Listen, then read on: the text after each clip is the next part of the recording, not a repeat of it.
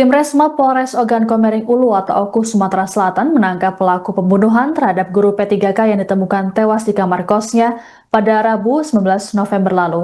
Penangkapan terhadap pelaku bernama Iwan tersebut dilakukan oleh polisi di tempat persembunyiannya di Dusun 4 Desa Sukapindah, Kecamatan Kedaton, Peninjauan Raya, Oku.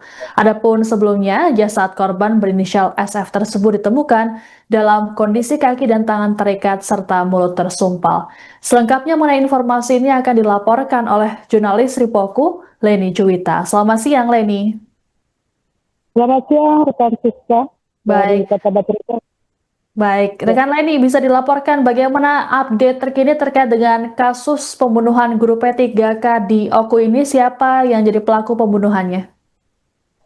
baik, rekan Siska. Kami laporkan bahwa jajaran Polres Ogan Komering Ulu dipimpin oleh Kasat Reskrim Polres Ogan Komering Ulu itu Irawan Adi Chandra bersama Kapolsek Peninjauan itu Dedi Iskandar SC berhasil menangkap pelakunya berinisial eh, Iwan atau Irawan yang ditangkap di tempat persembunyiannya di rumah mertuanya pada tadi malam pukul 1 dini hari. Demikian. Begitu Baik, rekan kita. baik. Lalu apa yang kemudian jadi motif pelaku ini nekat menghabisi korban dan juga mengikat tubuhnya di kamar kosnya tersebut, rekan Leni? Ya, kita laporkan bahwa sebenarnya motifnya saat ini masih didalami, namun perkembangan yang dapat kita update bahwa pelaku sebenarnya merupakan tetangga dari korban sendiri, namun keduanya memang tidak saling kenal dan pelaku kebetulan sebelum kejadian itu sempat cekcok dengan istrinya dan pelaku yang tinggal di rumah mertuanya selama 5 tahun ini merasa tidak nyaman lalu pergi meninggalkan rumah menjauh dari rumah orang mertuanya dan saat itu diduga pelaku juga habis mengkonsumsi narkotika. Dalam keadaan yang tidak sadar itu pelaku kemudian setelah malam harinya pelaku tidak mau pulang ke rumah mertuanya lalu mencari tempat peristirahatan dan pelaku tersendiri teringat bahwa ada salah satu bedeng yang kebetulan pelaku pernah dipercaya untuk menjadi petugas penjaga di bedeng itu. Dan kebetulan bedeng itu 3 pintu diantaranya kosong dan 1 pintu itu ditempati oleh korban. Kemudian pelaku yang memang sudah tahu situasi di bedeng tersebut lalu dengan mudah masuk ke dalam bedeng tersebut. Kemudian pelaku bersembunyi di plafon kamar bedeng yang kebetulan bersebelahan sekali dengan tempat yang kamar korban.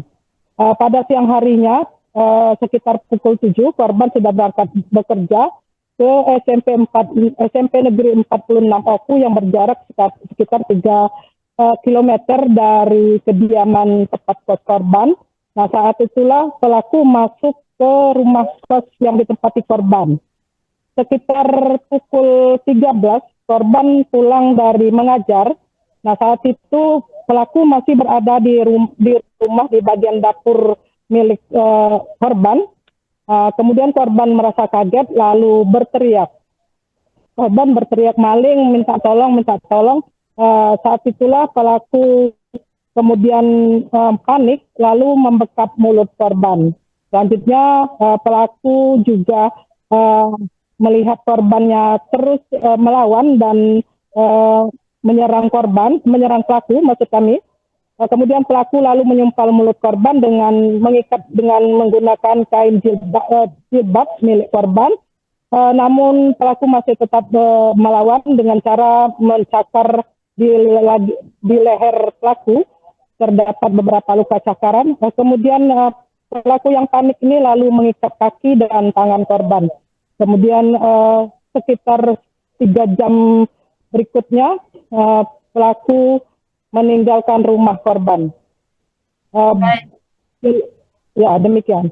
Baik, Begitu. lalu rekan Leni terkait dengan peristiwa ini pasal apa saja yang kemudian diterapkan kepada pelaku oleh polisi? terhadap pelaku dikenakan pasal berlapis, pasal 340 pembunuhan dengan berencana, kemudian pasal 338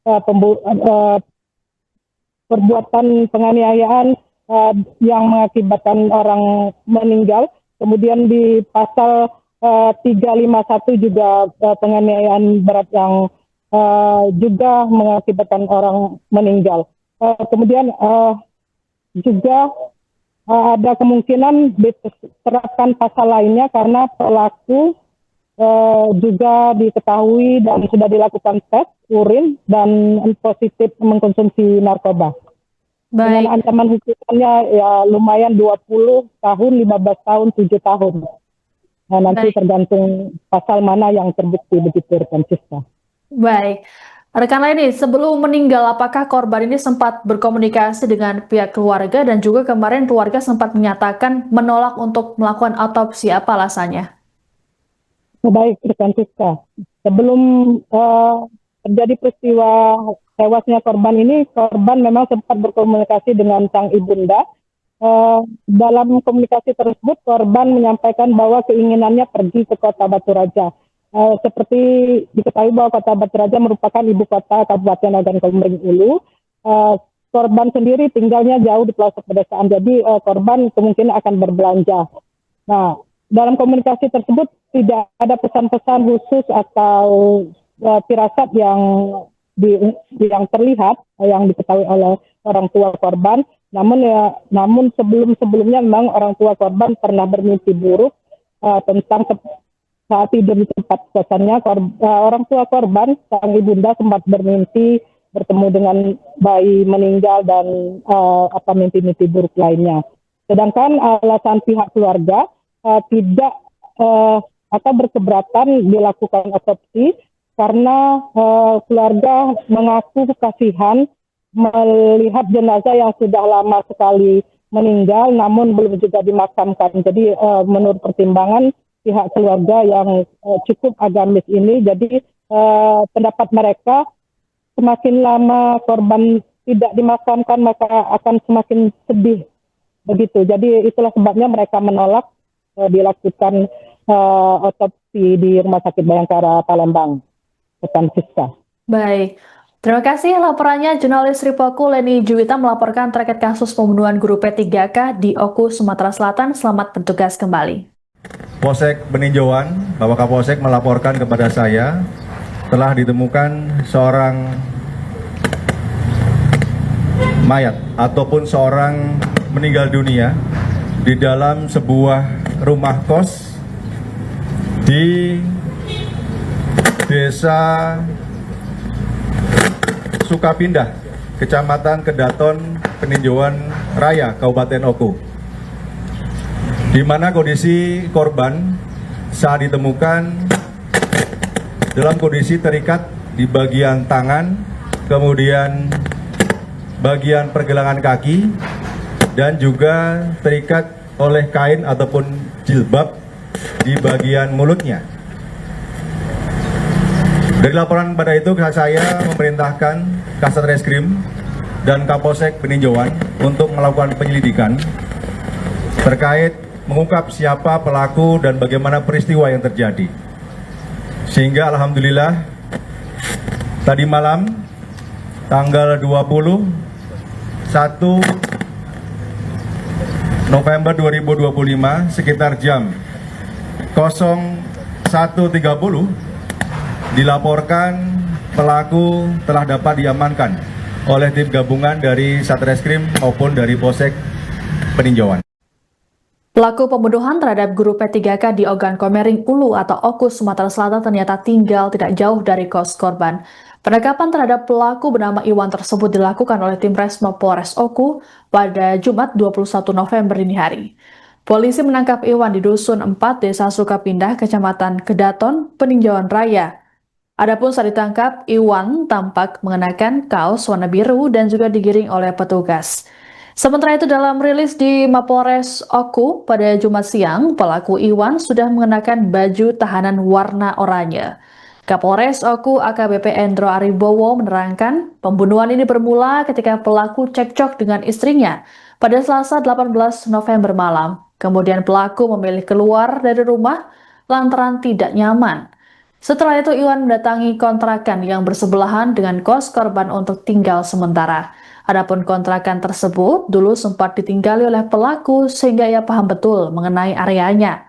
Keesokan harinya, penjaga kontrakan melakukan pengecekan rutin terhadap kamar-kamar yang ditinggali penghuninya. Menghindari hal tersebut, Iwan kemudian bersembunyi di plafon kontrakan.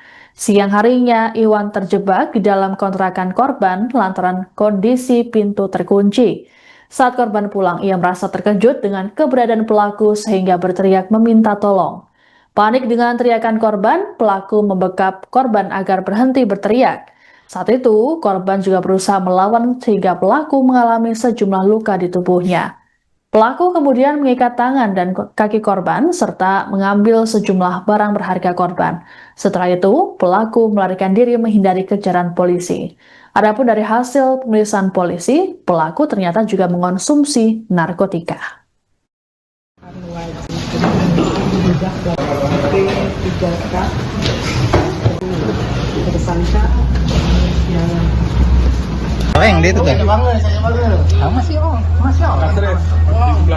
Download Tribun X sekarang, menghadirkan lokal menjadi Indonesia.